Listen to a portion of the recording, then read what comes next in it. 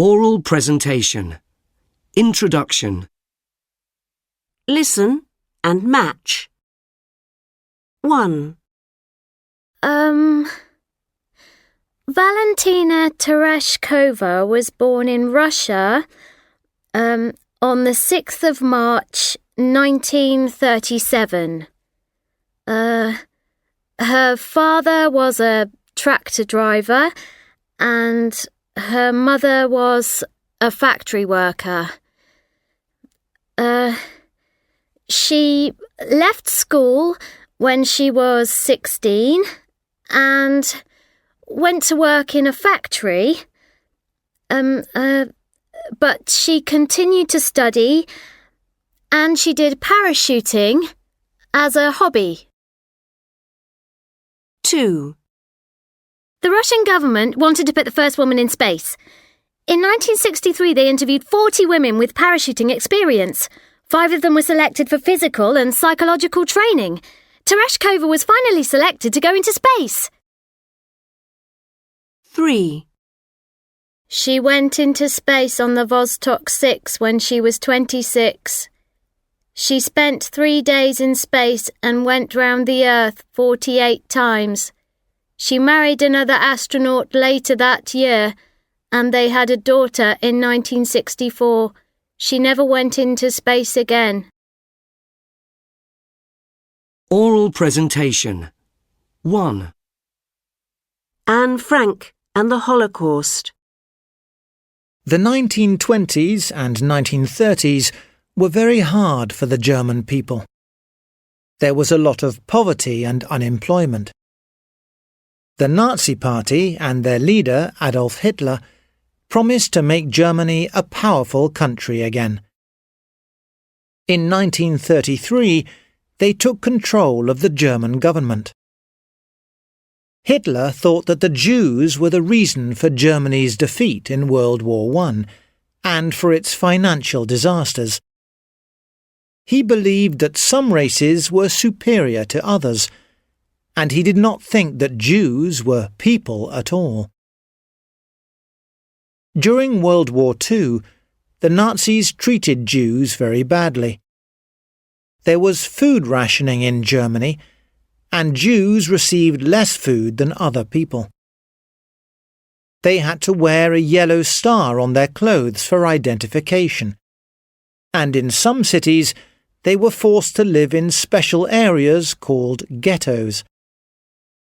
Hitler wanted to exterminate all the Jews in Europe. He called this idea the final solution. The Nazis built camps where their enemies could be imprisoned and killed. Anne Frank was born in Germany in 1929. In 1933, her Jewish family moved to Amsterdam, in the Netherlands, to escape Hitler's persecution. When Germany invaded the Netherlands in 1940, Anne's parents knew that they were in danger again, so they prepared some secret rooms above their business offices. There was a secret entrance to the rooms behind some bookshelves. In the summer of 1942, when Anne was 13 years old, the family decided that it was time to hide. They hid in the secret rooms for 2 years. Friends went shopping for them, brought them food, and helped them. Anne wanted to be a writer. While she was hiding, she wrote a diary about her frightening experience, but also about her normal feelings as a teenager. In 1944, the Nazis discovered the Frank family. Anne and her sister Margot were sent to a death camp. The conditions in the death camps were terrible, and millions of people died in them between 1940 and 1945. Anne and Margot died in the Bergen-Belsen camp in 1945. In total, more than 6 million Jewish people were killed by the Nazis. Today, we call their murder the Holocaust.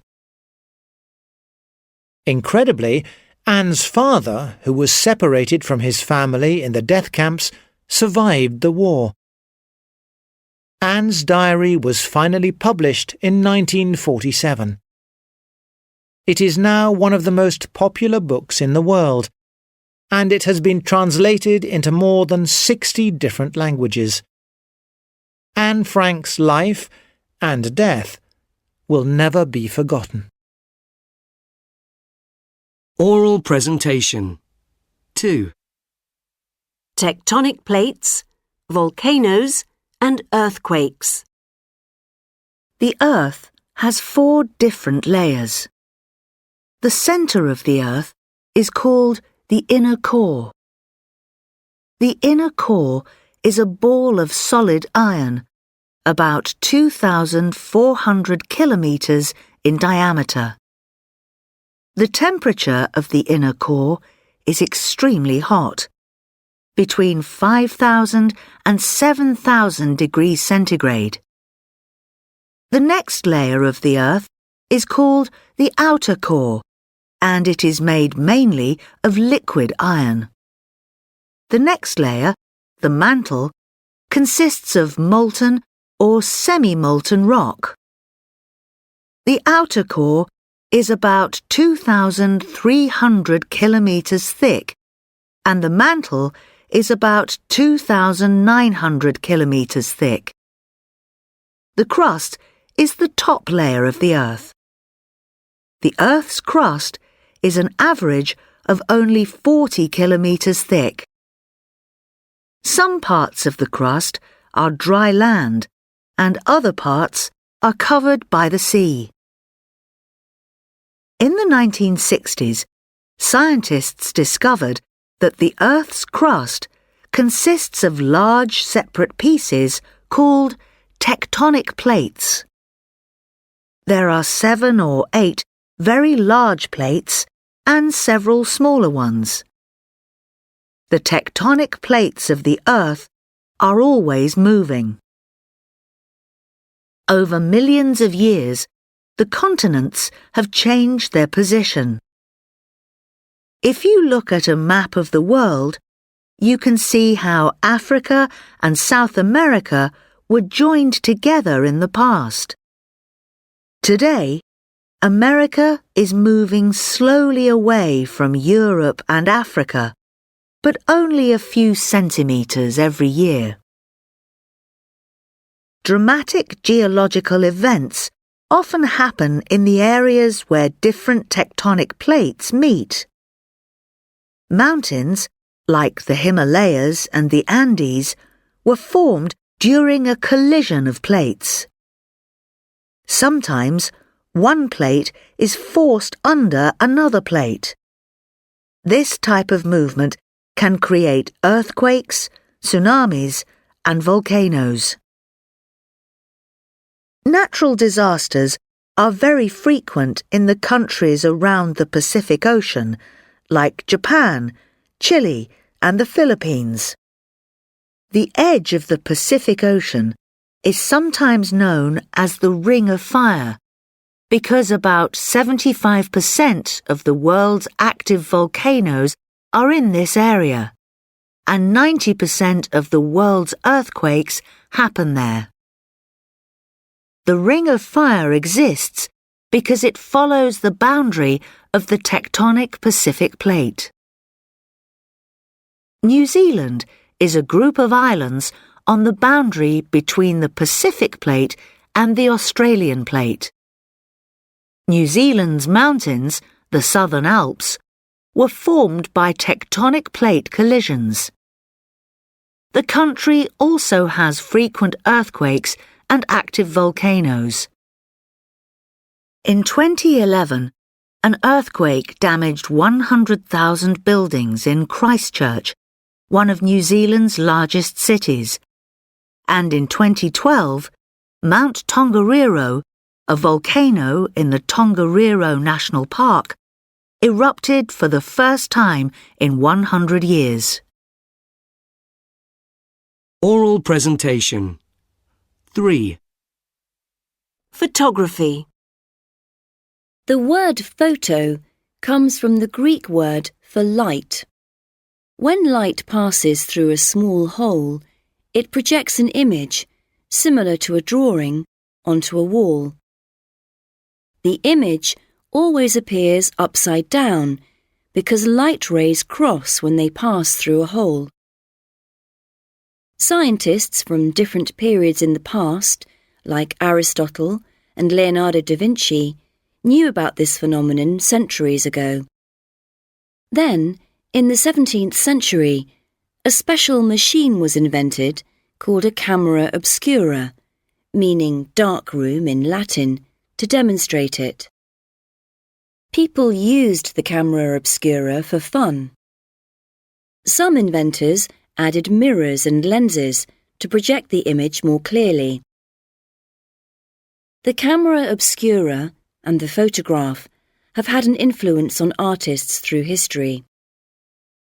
Artists found that they could trace the images projected by a camera obscura. They learned about and practiced perspective by moving the camera and changing the size of the projected image. Camera obscuras were very popular with 18th century painters, like the Italian landscape artist Canaletto, 1697 to 1768, and the English portrait painter Joshua Reynolds, 1723 to 1792. Inventors tried different ways to fix the image in a camera obscura, and in the 19th century, the French inventors Joseph Niepce and Louis Daguerre finally succeeded. They put chemicals on a metal plate and put the plate in a camera obscura. With Niepce's technique, images usually took 8 hours to appear on the plate and then slowly disappeared. But Daguerre's technique only took 30 minutes and fixed the image permanently. This early type of photograph, the daguerreotype, became popular. Originally, photography was used for landscapes, portraits, and news reporting. But at the end of the 19th century, the use of photography changed. Artists began to see this new technology as an art form and not only as a science. Photography was, for example, very important in the work of the Surrealists in the 1920s and 30s. Surrealist artists like Salvador Dali used special photographic effects and montage to create strange images. One American surrealist, Man Ray, 1890 to 1976, was an artist and a fashion photographer. He created his own art form, the rayograph. He put objects on photographic paper and exposed them to light. Photography became more and more popular through the 20th century. Then, in the 1990s, the age of digital photography began. Now, everyone can produce photographs and make special effects by changing the images on a computer. Is it still possible to think of photography as an art form? Oral presentation. 4. The Channel Islands. The Channel Islands are only a few kilometres from France, but the islands aren't French. They are British dependencies. This means that they are ruled by the British monarch, and the people who live there are British. But the islands are not part of the UK, and they have many legal and administrative powers.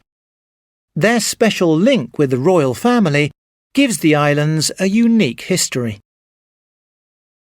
The Channel Islands' connection to Britain began in 1066. At that time, the islands were a part of Normandy. Normandy was a separate country then, and not part of France. In 1066, William, Duke of Normandy, conquered England and became King William I. For many years, William continued to control Normandy and the Channel Islands from England. Later, Normandy became a part of France, but the Channel Islands remained British. The biggest and the best known of the Channel Islands are Guernsey and Jersey. Some of the other islands are very small. Alderney is about 5 kilometres by 3 kilometres and has a population of about 1,900. Sark is also a small island with a population of only 600.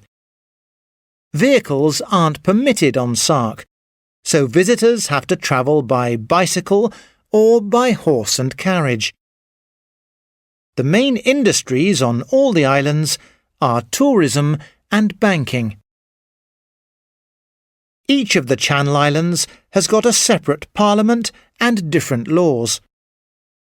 These parliaments have existed since medieval times, so they are older than the UK Parliament. They are very small.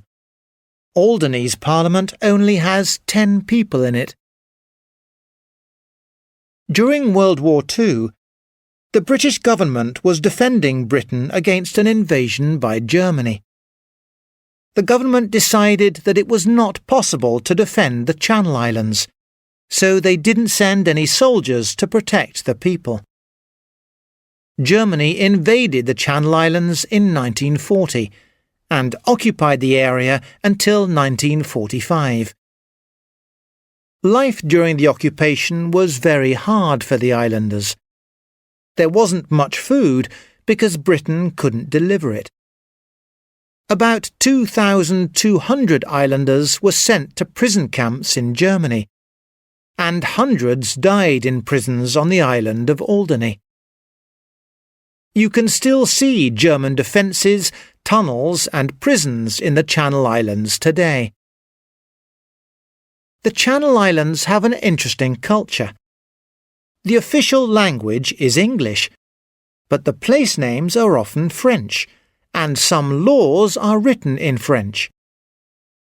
There are also 3 French dialects, one each for the islands of Guernsey, Jersey and Sark.